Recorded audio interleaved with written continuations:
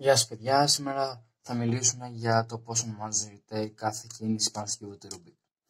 Κάθε κίνηση έχει το δικό της όνομα και όλα αυτά είναι πολύ σημαντικά γιατί όλοι οι αλγόριθμοι γράφονται με αυτή τη γλώσσα.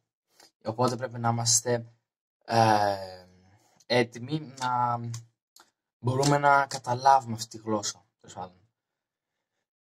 Αυτό το βίντεο θα χρησιμεύσει και για το part 3 και 4 στο πώς να λύνουμε τον κύβο του Rubik, γιατί και αυτά τα δύο έχουν αλγόριθμους και θα χρησιμοποιήσω αυτή τη γλώσσα, γιατί δεν μπορώ να λέω πάνω αριστερά κάτω δεξιά όπως έκανα στο πρώτο βίντεο. Αυτό είναι ο πιο απλός αλγόριθμος, είναι ο πρώτος αλγόριθμος που μαθαίναμε όλοι και αυτά. Λοιπόν, εδώ πέρα, όπως το κρατάω εδώ, από όποια μεριά το κρατάω, το δεξί μου χέρι θα πάρει μία μεριά και θα την πάει πάνω κάτω. Αυτό, όπως με βλέπετε και κάνω τώρα, δεν κάνω ούτε έτσι, ούτε έτσι. Αυτό κάνω. Λοιπόν, αυτή η γραμμή που πιάνω με το δεξί μου χέρι ονομάζεται R, από το right το αγγλικό. Και όταν το πηγαίνω πάνω, δηλαδή με τη φορά του ρολογιού, το συμβολίζουμε με R. Αλλά άμα το πάω ανάποδα από τη φορά του ρολογιού, τότε ονομάζεται R prime. R με ένα τόνο. Λοιπόν, και αν κάνω 1, 2, ονομάζεται R2.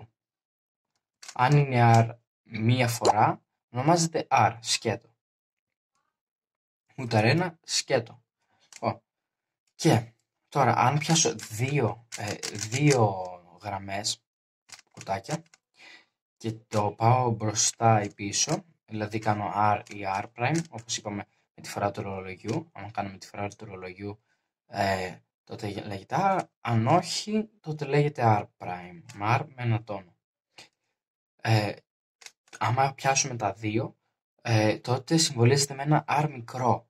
Και αν πιάσουμε το ένα, αν πιάσω μία γραμμή, R κεφαλαίο. Λοιπόν, και από την άλλη μεριά, επειδή η φορά του ρολογιού τώρα δεν πάει προς τα πάνω, άμα δείτε, αυτό είναι το left καταρχήν.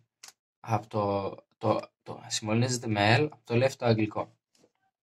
Και αν κάνω έτσι, αν το ανεβάσω πάνω δηλαδή, όπως ανέβασα το δεξί μου, θα συμβολίζεται L prime, L με ένα τόνο. Γιατί θα πάει ανάποδα από τη φορά του ρολογιού. Κοιτάξτε, πάει έτσι.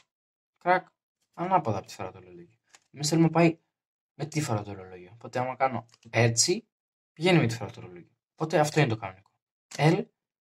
Το L συμβολίζεται, το L, όταν λέμε L εννοούμε αυτή τη γραμμή κάτω. Και όταν λέμε L με τόνο, εννοούμε αυτή τη γραμμή πάνω.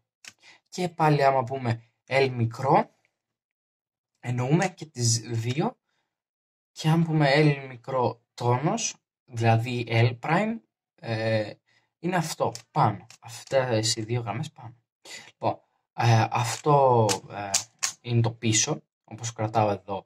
Άμα πάω πίσω και κάνω αυτή τη γραμμή και τη γυρίσω, τότε ονομάζεται B, από το back το αγγλικό. Λοιπόν, και αν κάνω ένα έτσι, με τη φορά του ρολογιού πάντα, ονομάζεται back. Αν κάνω ανάποδα από τη φορά του ρολογιού, ονομάζεται back prime. Ναι.